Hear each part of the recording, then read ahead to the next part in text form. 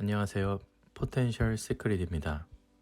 오늘 소개해드릴 책은 요즘 어른을 위한 최소한의 세계사입니다. 저자는 임소미입니다.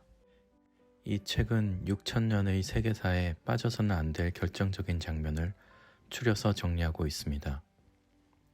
역사가 반복되는 이유는 인간의 본성이 변하지 않기 때문입니다.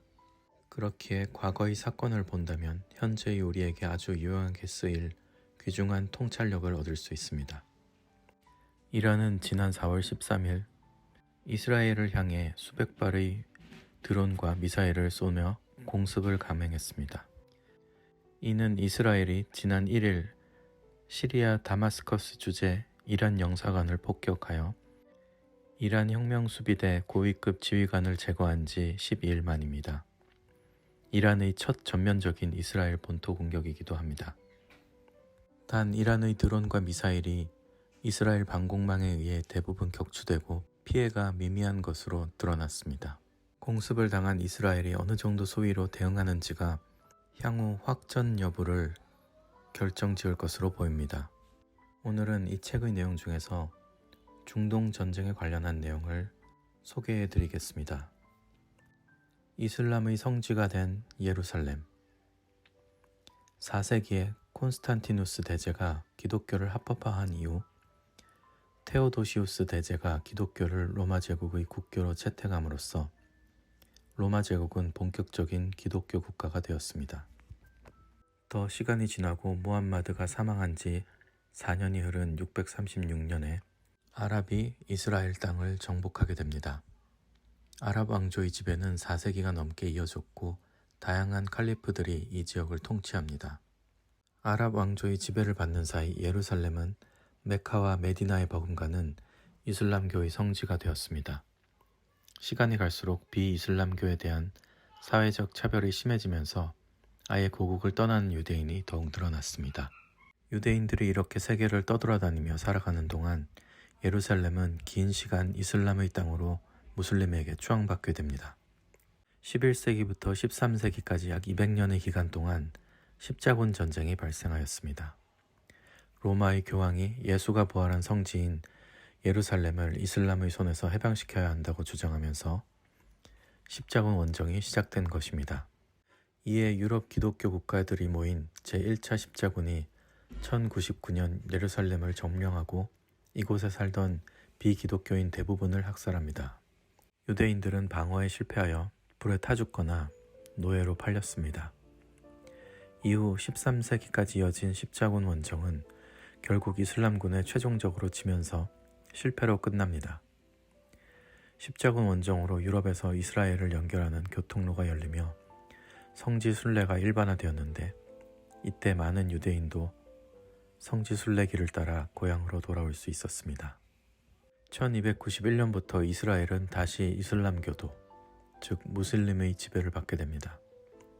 아이유브 왕조에 이어서 맘루크 왕조는 십자군이 세운 교회를 파괴하고 이슬람 사원과 학교를 세우며 이슬람 문화를 발전시켜 갑니다.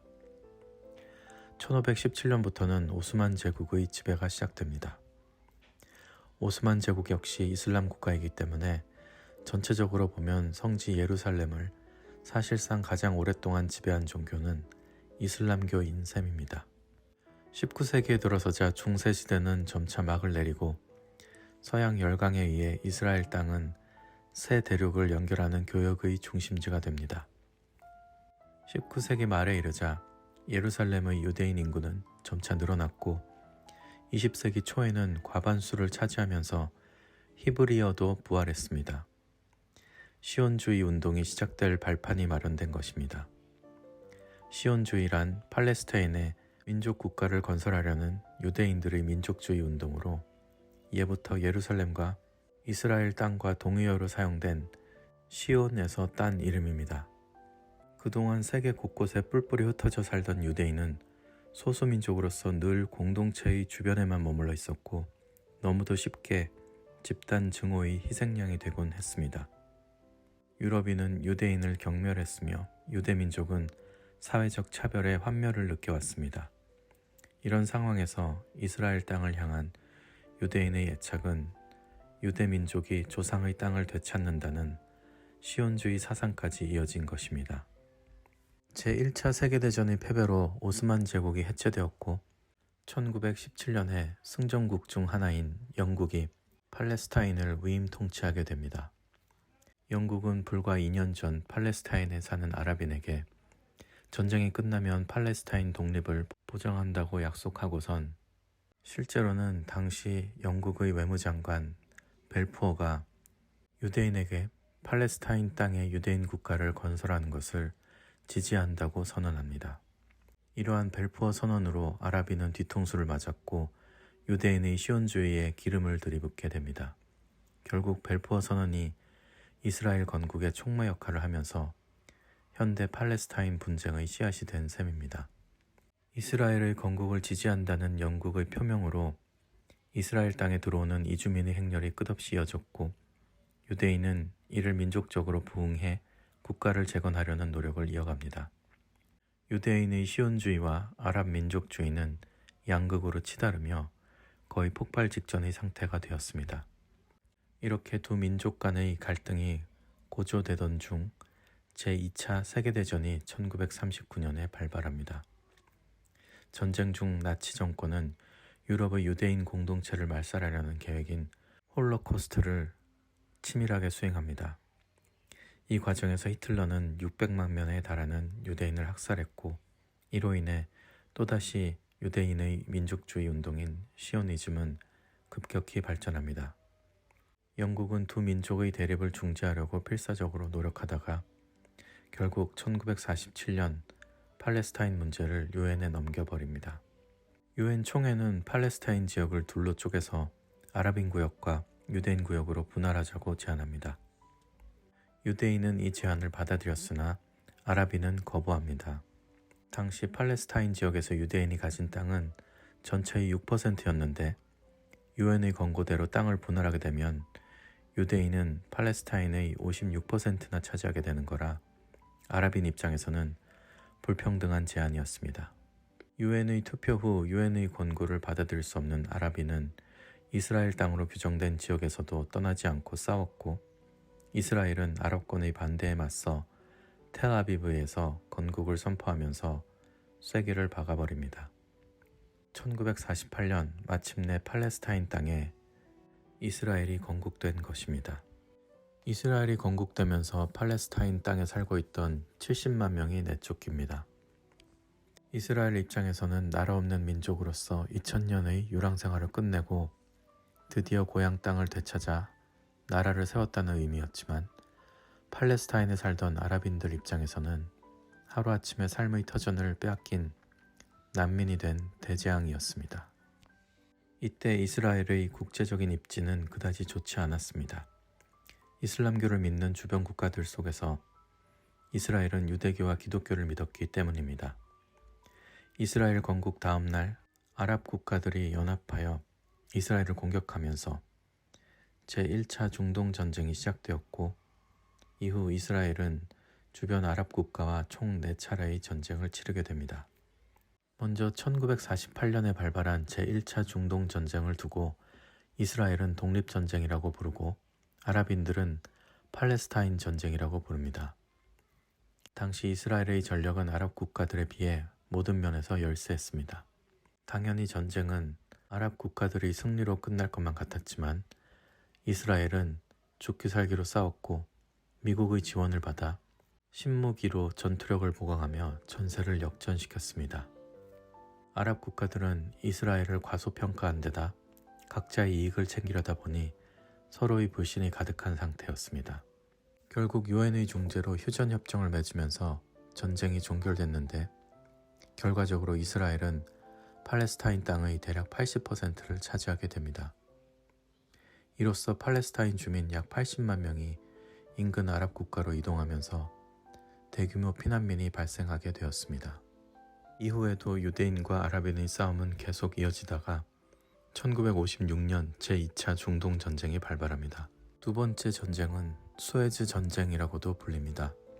이집트의 나세르 대통령이 수에즈 운하를 봉쇄해서 이스라엘의 모든 선박 통행을 금지한 이후 수에즈 운하를 국유화하겠다고 선언하자 당시 이스라엘은 물론 수에즈 운하의 대주주였던 영국과 프랑스가 이에 대응해 공격하면서 제2차 중동 전쟁이 시작되었습니다.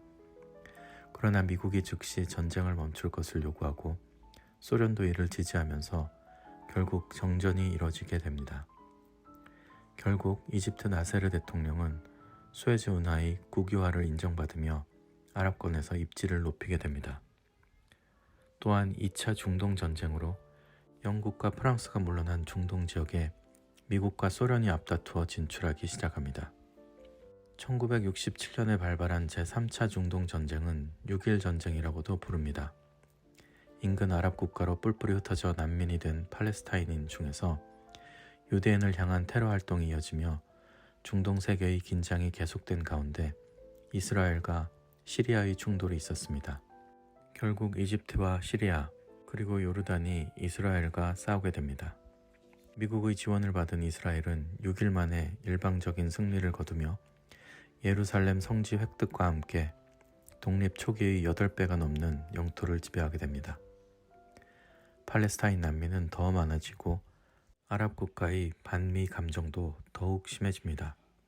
뿌리 깊은 갈등이 계속 심화되는 가운데 1973년 제4차 중동 전쟁이 발발합니다. 이 전쟁이 벌어진 시기는 이슬람의 신성한 라마단 기간이자 유대교의 최대 명절이자 속죄일인 욤 키푸르였기 때문에 라마단 전쟁 혹은 욤 키푸르 전쟁이라고도 부릅니다. 이집트와 시리아 연합군은 이전까지 3번의 전쟁으로 잃어버린 아랍 국가의 영토와 자존심을 되찾기 위해 방심한 이스라엘을 기습 공격했습니다. 아랍 국가들로 이루어진 석유 수출국 기구는 이스라엘을 지원한 서방에 복수하기 위해 석유 수출을 금지하겠다고 선언하며 이로써 제1차 석유 파동 사태가 일어나 세계 경제에 큰 충격을 주었습니다. 제4차 중동 전쟁도 우여곡절 끝에 유엔과 미국, 소련의 중재로 종결되었습니다. 1979년에는 미국의 개입으로 이스라엘과 이집트가 평화조약을 맺기도 하는데 이때 이집트가 아랍 국가 중 최초로 이스라엘을 독립국으로 인정하면서 아랍 세계의 배신자로 낙인 찍혔습니다. 1980년에는 이스라엘이 예루살렘 전체를 영원한 수도라고 선포하며 대부분의 정부기관도 예루살렘에 설치하였습니다. 하지만 국제사회는 이스라엘의 주장을 국제법 위반으로 간주하여 예루살렘의 수도 지위를 인정하지 않았습니다. 1947년 이래로 유엔은 예루살렘의 특수하고 예민한 지리적 역사를 고려해서 그 어느 쪽에도 속하지 않는 국제특별관리지역으로 결정했었기 때문입니다. 그렇기에 현재 각 국가의 대사관도 예루살렘이 아닌 텔아비브에 두고 있습니다. 4차례에 걸친 중동전쟁 이후에도 신들의 땅은 계속 피와 갈등으로 얼룩졌습니다. 이스라엘 건국으로 난민이 되어 내쫓긴 아랍인은 팔레스타인 해방기구를 조직해서 싸워왔는데 1993년에는 미국의 중재로 이스라엘과 팔레스타인 해방기구가 서로의 존재를 인정하는 오슬로 협정을 맺기도 했습니다. 하지만 또다시 유혈 충돌, 휴전협상, 암살, 자살 테러의 악순환이 반복됩니다. 2018년에는 미국 트럼프 대통령이 예루살렘을 이스라엘의 수도로 인정하고 미국 대사관을 텔아비브에서 예루살렘으로 이전하면서 또다시 유혈 사태가 일어나기도 했습니다. 2000년 만에 약속의 땅에 돌아왔다는 이스라엘과 삶의 터전을 빼앗겨버린 팔레스타인, 이들의 뿌리 깊은 대립은 아직도 계속되고 있습니다.